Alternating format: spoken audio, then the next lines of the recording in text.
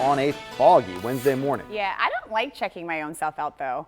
I like going to people. No, I do. You do? I don't. I do. I like to just go. I pick the wrong line. I get behind the guy that's got 67 items. Exactly. And he's trying to do it himself. Exactly. Visibility issues out there this morning, guys. You can see the darkest color that indicates the densest fog out there this morning. We're seeing that around Hagerstown, but we're still watching it around the south of Baltimore at this point. So we can see this happening around Wynwood this morning and also around Patapsco. So if you are in this area around Arbutus, this is what you're going to be running into this morning. Belmont also picking up on some dense fog this morning. And if you are going to be out and about North Rolling Road, around Crosby Road, you are going to be running into, again, that dense fog. We do have a dense fog advisory for the entire viewing area until 9 o'clock this morning. So that is you, Port Deposit, under that, along with Havre de Grace, Aberdeen, Dublin, Calvert, Northeast, around Fairhill as well. So it is just a rough go of things this morning without the rain. We're really not dealing with any rain this morning. We do have a little bit of drizzle, a little bit of misting going on, but in terms of the heavy rain, the shower activity, that's going to hold off until a little later this afternoon into the evening as we're going to watch for a cold front to move through. Also dealing with that fog around Sudlersville, Ingleside this morning, around Roosburg, Eadsville, Hickory Thicket. And as we continue to monitor the weather, which we will, we'll start to see some other changes, especially in the terms of temperature and also the sky cover as we head towards tomorrow. The satellite and radar picking up on those clouds, the satellite and radar picking up on the rain down off towards the south, the snow back off to the north and west. And we're not going to get in on that cold air quite yet, so it's not going to be cold enough for that snow, but we are going to have some rain and some thunderstorm activity as we head towards the afternoon. So there's the front that we're going to wait to come through, that cold front, and clashing with the air masses. I'm forecasting a high today right around 55 degrees, so temperatures are going to warm a bit. If we see a few peaks of sunshine, that's not going to be good for us at all. It's not going to bode well, as we do have the potential already for severe weather. The Storm Prediction Center does have us in a marginal risk. That's that area there shaded in the green coloring that we could see damaging wind gusts for today. That will be the biggest threat if that does happen. Temperatures are in the 40s this morning, just like they were yesterday, mid 40s out there. That's well above the average of about 27, 28. Futurecast goes into motion. We start to see more showers developing as we head towards about 6 o'clock, 7 o'clock. There's the line of thunderstorms that'll move through. Some of those could be on the strong side of things, and once again putting down some heavier rain. This is the 7-day forecast as temperatures will drop off behind that cold front, and we will be chilly but more sunshine. Lauren, over to you. Thank you, Lynette. An update for you on road closure in Harford County. Level Road has just reopened in Churchville following an early morning crash between Churchville Road and Glenville Road. There's some trouble in Baltimore. There's an accident on 83. It's right near the Pepsi sign. The right northbound lane is blocked before Falls Road. It doesn't appear to be causing any significant delays in either direction at this time. 895 is clear here at the 95-895 split, but speeds drop down to 18 miles per hour southbound as you approach all of the construction right near the Harbor Tunnel. The Fort McHenry Tunnel or the Key Bridge are your best alternate routes. Speeds continue to drop on 695. The outer loop, the concern at Liberty Road, making that push into Catonsville, getting from 795 down to 95. You're looking at a 5-minute delay, so drive times are starting to worsen. Nothing to worry about on Interstate 70, 97, or Route 50. Ashley, Christian? All right, Lauren, thank you. There always seems to be some confusion about what food is good and when food is actually expired. So we'll tell you what products you should keep and should not keep. My wife always makes me smell the stuff. Like, can't, Yeah, the real test, like, right? can't you smell it? That's official. Yeah, I'm the smeller. Okay, putting cameras in special education classrooms is a proposal that's been getting a lot of support. We got a preview of a bill being talked about in Annapolis today. Plus, Court TV is following a new case this morning. Here's a preview of their coverage today. I'm Ted Rowlands. Today on Court TV, we are live in Missouri for the family nightmare murder trial. A husband facing first-degree murder charges for the 2016 killing of his wife. Daniel Welty is accused of fatally shooting Echo Welty in a hotel parking lot just days after her son tragically committed suicide. The jury's been selected. We'll bring you opening statements today on Court TV. Share the love today. Good morning, Maryland. Gosh. Look at that. Share the love. Good morning to Miss Wall's kindergarten class at Pot Spring Elementary in Lutherville, Timonium. Thank you for that great shout out. We're feeling the love from you guys. I feel like we need to share the love today now because the kids said to, so Gotta pay it it's forward. mandatory. Love it. Yeah. All right. Well, all of us have eaten expired food, I'm sure, at some point. Really? Usually because it had been sitting in our pantry for months, but what if a store sells you already expired food? WMAR, doesn't that stink? WMAR 2 News consumer reporter John Matarese looks into what the rules are and what they can sell you in those dates so you don't waste your money. If you want to save money on bread, donuts, and bakery products, you can save a fortune at bakery outlets. But one mom wanted to know, are they allowed to sell expired food? JJ Wilkinson was shopping at the outlet mall and decided to stock up on goldfish crackers at the Pepperidge Farm Bakery outlet. But when her daughter bit into them, she quickly, as children do, they have no filters, said, "These taste funny. These don't taste the same." JJ checked the bag and couldn't believe what she saw. December 14th, 2019. They were about 35 days old, past the sell-by date. So she called Pepperidge Farm. So when you called customer service, what did they tell you? They told me that they're allowed to sell past the sell-by date because it's just a recommended date. So what are the laws when it comes to selling expired bakery products? Well, we checked and found out that despite what many people believe, there really aren't any laws. The government says except for infant formula, product dating is not required by federal regulations. And it says a sell-by date is not a safety date, just a suggestion. A Pepperidge Farm spokeswoman, meantime, told us it is not standard to sell expired product in our stores and offered a refund. But legally, they can do it, leaving JJ with a tip for other parents. So make sure, yes, that you do check your dates, that you don't waste your money. The same rules apply to major supermarkets as well. So check the date on perishables before you buy so you don't waste your money. I'm John Matarese, WMAR 2 News. I guess for goldfish, it's not the end of the world, but some stuff more important than others. Okay, it is 6:27 right now. A city in our area has just become the first in Maryland to ban vaping in public spaces. We'll have that story for you coming up. Good Morning Maryland is returning right after this break. It is 6:27 on your Wednesday. Stay with us. This morning, there's a new push to honor the life of a local mother and salon owner who was killed inside of her own business with a scholarship to help future entrepreneurs. And lawmakers meeting to discuss the future of Pimlico. Baltimore's Mayor Jack Young is saying about the new plan to keep the race in the city. And a wet and foggy start this morning. Take a look outside at 695, moving slowly already, and you can see how foggy it is.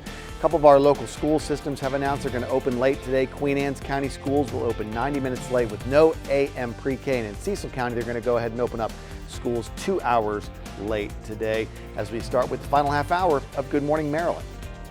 You're watching the station that's working for you, WMAR 2 News. Now, Good Morning Maryland. At 6:30 right now on this Wednesday morning, February the 26th. Good Morning Maryland. I'm Christian Schaefer. And I'm Ashley James. Happy to have you with us. We are joined by Chief Meteorologist Lynette Charles and Lauren Cook. I know, tough on the roads out there right now. Oh, what a hectic morning on the roadways. And unfortunately, there are even worse delays. As we speak, they just continue to pack. It's not going to get better anytime soon. Unfortunately, certainly the weather playing a Neither big is the part. fog. Yeah, Lauren hit the ground running this morning, and it's because of the fog most likely out there, as it's not going anywhere anytime soon. We have that dense fog advisory until 9 o'clock this morning, and then we have showers and storms possible as we head more towards the late afternoon into the evening, and then we're going to be waiting for the colder temperatures, but also the sunshine. So there's that forecast visibility as we go through the rest of today and beyond. So this morning, not looking good at all. Visibility is about a quarter mile or less in a lot of spots, hence that dense fog advisory. The satellite and radar, I'm not picking up on a whole lot in terms of the rain right now. We have a little bit of misting going on across the area, but all in all, it is going to be a dreary type day. Lauren, over to you. Thanks, Lynette. I'm following a crash on 83. It's right near the Pepsi sign. The right northbound lane is blocked before Falls Road. If you're heading into the Harbor Tunnel, be aware of delays. Southbound lanes of 895 clock in now 7 miles per hour. That's due to long-term construction. 95 through the Fort McHenry Tunnel or the Key Bridge are your best alternate routes. 695 is jammed in Parkville. The outer loop 41 miles per hour at Harford Road. You'll notice the foggy conditions Lynette has been talking about. It'll take 10 minutes to get from 95 to 83, and drive times are worse on the west side outer loop as you approach Baltimore National Pike. There's a 6-minute delay from 795 to 95. All right, Lauren, thank you. At 6:31, a Baltimore City Councilman wants to start a scholarship in honor of Destiny Harrison. She's the local businesswoman who was killed inside of her beauty salon in East Baltimore back in December. Now, this scholarship would help future students at Mervo High School who want to be certified in cosmetology like Destiny Harrison. WMAR 2 News' Megan Knight is live in Northeast Baltimore right now outside Mervo. Megan, the Board of Estimates is expected to talk about that scholarship today. Yeah, that's right, Christian. Councilman Zeke Cohen is going to be asking the city's Board of Estimates approval to start soliciting donations to help with this scholarship, which is being named after 21-year-old Destiny Harrison and her little daughter, Dream. Now, Harrison was shot and killed in her beauty salon in East Baltimore. This is back on December 21st, and her killer has yet to be caught. Harrison's family worked with Cohen to put together the Destiny Dream Scholarship. It will be given to 3 to 5 students at Mergenthaler Vocational Technical High School, or MERVO, who want to pursue a cosmetology certification. It'll help cover fees for things like licensing exams, cosmetology kits, etc. MERVO, by the way, is also Harrison's alma mater. Her aunt, Jennifer Ridley, says that this is the perfect way to remember her niece, who had a passion for making people feel good and look beautiful both inside and out. It's wonderful, because it's not every day that you have a tragedy and something so wonderful can come out of a tragedy, like given to young children that's up and coming. You don't see that. And once the Board of Estimates does give its approval, the hope is to start this scholarship on March 8th and start taking applications. We're live in Northeast Baltimore. I'm Megan Knight, WMAR2 News. All right, thank you, Megan. A year ago, city officials feared the Preakness Stakes could be on its last legs in Baltimore, but now there's renewed hope for the legendary horse race at Old Hilltop. State legislators have come up with a near $400 million plan to keep the Preakness in Baltimore for many more years to come. WMAR2 News' Mark Roper is live at Pimlico in Northwest Baltimore. Mark, how did this plan come about? Good morning, Ashley. Well, this also involves city officials and the owners of Pimlico here, the Stronach Group, who came together on an agreement to breathe new life not only into the racetrack at Pimlico, but the surrounding land as well. Now, as far as where the $400 million would come from to rebuild Pimlico, the bill proposes tax breaks for construction and bonds to be paid off by the Maryland Lottery. This would not only provide enough money to give Pimlico a makeover and keep the Preakness in Baltimore, but also pay for renovations at the Stronach Group's other racetrack in Maryland, Laurel Park. The plan is to work on Laurel Park first, with the new clubhouse, a new track surface, and improved stables. Meanwhile, Pimlico would see more activity during the construction at Laurel Park, as all of its racing events would then be held here at Old Hilltop. This means the second jewel in the Triple Crown would stay in Baltimore, and the city could sell 50 acres of land for future development. And while the bill has support in the General Assembly, the governor hasn't said if he would sign it. This is big for us because we could have lost the Preakness. I think this is the right time. The plan makes sense. It's fiscally prudent. It addresses the issues. Now, if the governor ends up signing this bill, we could see a brand new Old Hilltop here by 2024. We're live in Northwest Baltimore. Mark Roper, WMAR2 News. All right, thanks so much, Mark. Health officials here in the United States issuing a strong warning about the coronavirus. Hundreds of new cases have been reported in South Korea now. Outside China, there is now some new information on what health officials here think you ought to be doing to get ready. We got that story for you coming up. And a city in our area taking steps to combat youth vaping. Coming up, we'll tell you where you can expect to see less smoke in the air this coming summer. 6:35 right now. You're watching Good Morning Maryland live from Maryland's first television station. Welcome back into Good Morning Maryland at 6:38 right now. The CDC now says the coronavirus will likely begin spreading in the United States and that Americans should prepare for, quote, significant disruption. WMAR2 News' Aaron McPherson is live right now at BWI Airport with more on what to expect. Aaron. Good morning, Christian. Well, since there have been transmissions of the virus in countries outside of China, health officials are concerned there will be a potential outbreak. They say now is the time for hospitals, businesses, and communities to prepare for something like this. Now, they suggest that you talk with your employers and your children's schools about how they are prepared for a potential outbreak. Now, health officials say schools and businesses should be cleaning frequently touched surfaces more often than normal to prevent the spread of germs. They're also encouraged to place signs in buildings so people are practicing good hand hygiene. The CDC says if you're not feeling well, you should stay home or at least talk to your boss so you can be separated at work. But what about sick leave? If you do get sick, does your work or does your child's school have a system in place to help with time off or doing work from home? All of these are important questions to ask now to be prepared. Now, while you work on keeping your family safe, health officials are working on a vaccine. President Donald Trump asked Congress for $2.5 billion for vaccine development, treatment, and protection equipment, sparking a debate in Washington. Is that request enough? Well, we'll see if it's enough. It's $2.5 billion. If it's not enough, we'll appropriate more. I am very concerned that we are not prepared for this or for anything like it in the future. Right now, 32 countries are dealing with the coronavirus, and more than 80,000 people worldwide have been infected. 57 confirmed cases here in the U.S. And new this morning, we just learned that there has been a case in the U.S. military. A soldier based in Asia has been infected with the coronavirus. Reporting live from BWI, Erin McPherson, WMAR 2 News. Erin, thanks very much for that. A city in our area is now the first in the state to vote to ban vaping in enclosed public spaces. Starting this summer, restaurants and other buildings in Westminster are off limits to vapors. Violators could face a fine. WMAR 2 News' Dave Detling has the story. If you've strolled through downtown Westminster or dined at one of its many restaurants, ask yourself, when's the last time you saw someone publicly vape indoors? You see once in a while those Juul little disposable vapes that people hit, but as far as the big cloud producing vapes go, the open systems, you're not really seeing that. Sunny Day Smoke Shop owner Rahul Ahuja can't think of a cloudy cough-inducing incident. While he understands Ordinance 920, he questions if it's about improving public health or targeting the vape industry.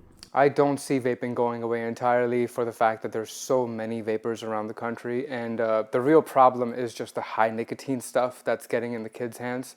But actual 3 milligram or 6 milligram juices that adults are using, it's for the benefit of, having a substitute for not smoking. The city code, part of Westminster's Peace and Good Order, will stop people from vaping in enclosed public spaces. Restaurants, libraries, office spaces, basically any business not specifically established to sell or distribute products related to vaping, tobacco, or cannabis are off limits. Shops like Sunny's are exempt, but if you're found in violation, you could face a $50 fine.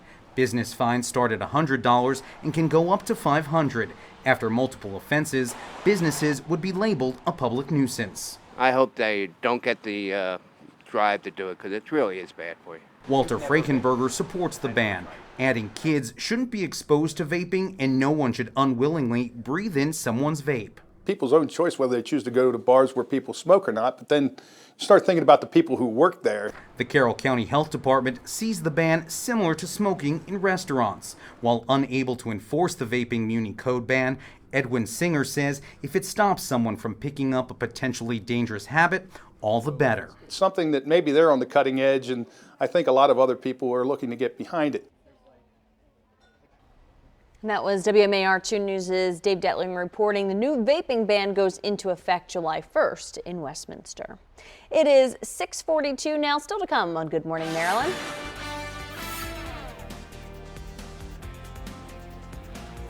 This morning, a family still has questions about how their nonverbal child with autism ended up with injuries at his school. So today in Annapolis, lawmakers will talk about a bill that would require schools to install cameras in special needs classrooms. We're going to have more on that story coming up after the break.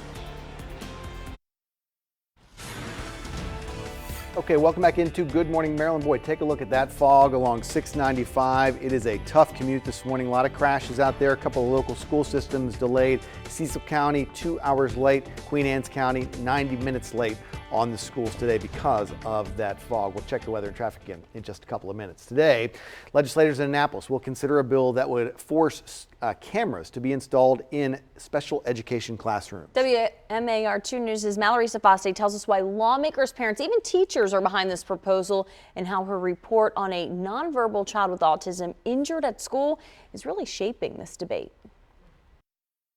It's been over a year since a 7-year-old boy came home with a serious head injury and no immediate explanation as to what happened. His parents say they still have questions that maybe could have been answered if the incident had been caught on camera.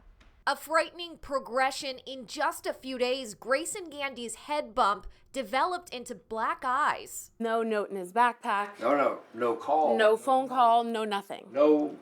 No communication whatsoever. Katie Gandy said this is how her 7-year-old nonverbal autistic son came off the bus on September 17th of 2018. His head is visibly swollen. That's kind of from the side. I'm sorry. That's how swollen his head was from the side. You take a photo from the front, and this is how he looked when they sent him home from school. Her husband immediately reached out to the school. Emails from teachers indicate the injury was the culmination of Grayson hitting himself throughout the day. But Katie said doctors told her otherwise. The ER doctor and our primary care doctor said it was a blunt force trauma injury. Even if it was self-harm, she wants to know why none of the educators in the room restrained the 60-pound boy. We trusted them. We trusted them with our nonverbal autistic child, and they let him get hurt. Delegate Michelle Guyton learned of Grayson's case and has heard from other parents with similar concerns. A coalition of parents who had issues with children who are nonverbal, who were in self-contained classrooms and had appeared with bruises or had tried to communicate that things had gone on in those classes, but were not able to do so in a way that they were easily understandable. Her solution is installing video recording devices in special education classrooms in public schools to reduce and hopefully eliminate any unexplained injuries. And she said she's received the support of not only parents and students, but teachers who come under fire. There's one particular case of a child who had bruises all over her legs, and the teacher was pulled from the classroom for a period of time for investigation. And it turns out that that injury actually was from another student and not the teacher at all. So teachers need this protection as well as families and students. Grayson's physically doing better, but the Gandys say it's hard to heal when you don't know what happened to your child. It's going to be an open wound until we can figure out what happened, why it happened, and how they're going to fix it. Delegate Guyton estimates the cost will be $300 to $400 per school for the camera and installation. She said there's grant money through the Center for School Safety that may cover this. A hearing on this bill is scheduled for 1 o'clock today in Annapolis. All right, and to see the specifics of that bill, including who can request to see the video recordings and how long the recordings will be available, you can visit our website, WMAR2news.com, and just click on this story. All right, it is 6:49. Let's get another check of our forecast with Lynette. All right, Ashley, we'll start you out once again with the fog. That's the big story of the morning. Dense fog advisory until 9 o'clock this morning. We can see the entire viewing area really under the dense fog advisory and also under this fog. So we can see also the darker gray coloring. That is where we're dealing with the densest fog. So let's zoom in here and we can see what's happening around Rainier Heights this morning, around Lithicum. If you have travels to the airport this morning, you might want to call ahead, see if it might be delayed that flight. But all in all, it is going to be a slow go this morning around Hammonds Lane. We're also seeing this around Woodcrest as well. Again, dense fog sliding up to the north around Belmont, around Crosby Road, North Rolling Road as well. Things not looking so good there. The satellite and radar, not going to pick up on a whole lot in terms of the rain this morning. A little bit of misting, a little bit of drizzle happening, but we will have more activity as we go into the afternoon. And that activity could be a little bit on the bumpy side as we do have the potential for some strong to severe thunderstorms in the forecast. I'll show you that in just a matter of moments, but widening out the view, not a whole lot going on right now. Back off to the north and west, we do see some snows across the area there. Down off towards the south, a little bit of rain happening, but all in all, we're just waiting for this cold front to move through. We will get the clashing of the air masses. The warm front's already through. I'm forecasting today the high about 55 degrees, so we're pretty much in the warm sector, and when you're in the warm sector, that's when you can have severe weather. So the Storm Prediction Center does have us in that for today. So we do have a marginal risk on a scale of 1 to 5. We are in the lowest risk, but the bottom line is that there still is a risk. The biggest threats will be damaging gusty winds if that does happen for all the areas here shaded again in that green coloring. Temperatures this morning are in the 40s, in the mid 40s, the upper 40s, just like we had yesterday. The Futurecast picking up on, again, some shower activity happening around 5 o'clock, 6 o'clock, but that line of showers and thunderstorms will roll through the area as we head into the afternoon. Now let's get a check of the traffic with Lauren. Thank you, Lynette. Lynette mentioned air travel. I just checked in with BWI. Flights out of Baltimore look good at this time. There is one cancellation, 10:05 to Orlando, but no weather-related delays at the moment. If you're taking 83, there was a crash northbound right before Falls Road. That has cleared. It doesn't leave behind any delays. 895 is jammed southbound as you approach the Harbor Tunnel. Speeds down to 9 miles per hour. It'll take 16 minutes to get from the split to the toll plaza, all due to long-term road work. 95 south also slowing down approaching the Fort McHenry Tunnel. And here's a look at the fog Lynette has been talking about all morning. 695 in Towson. It'll take 8 extra minutes on the outer loop from 95 to 85. 83. Ashley, Christian? Well, you cannot see anything on that look camera, at that. Lauren. Thanks very much. We'll take a look at some more of the top stories coming up after this short break. You're watching Good Morning Maryland. Keep it right here. Some top stories we're following for you. Baltimore County Police have identified the man they believe is responsible for stabbing a 14-year-old boy, and this morning they need your help finding him. Robert Taylor Jr. is accused of stabbing the teen on January 24th outside of America's Best Wings on Washington Boulevard in Halethorpe. Police say the two were involved in a fight. The teen was taken to the hospital for treatment. No word on his condition this morning. 6:55 right now. Police have arrested the man they say poked a woman with a syringe at a grocery store. Thomas Steeman facing multiple charges, including assault and reckless endangerment. His address, listed in online court records, is in the Churchton area of Anne Arundel County, only about a mile and a half from that store, Christopher's Fine Foods. Police released surveillance video from that store. They say they got a tip on Tuesday about Steeman. He is now facing assault and reckless endangerment charges. Our sister station, WJLA, says that woman who you see in this video told them that police and her doctors still do not know what, if anything, was in that syringe, but she's going to have to take HIV preventative medications for at least a month. This morning, we have a great discussion coming up that new parents need to hear. GBMC is a new program for new parents and parents-to-be. I'm going to sit down with Lanny Dowell this morning where you can learn more about what they have to offer. We're going to talk about the most important classes to take if you're parents-to-be.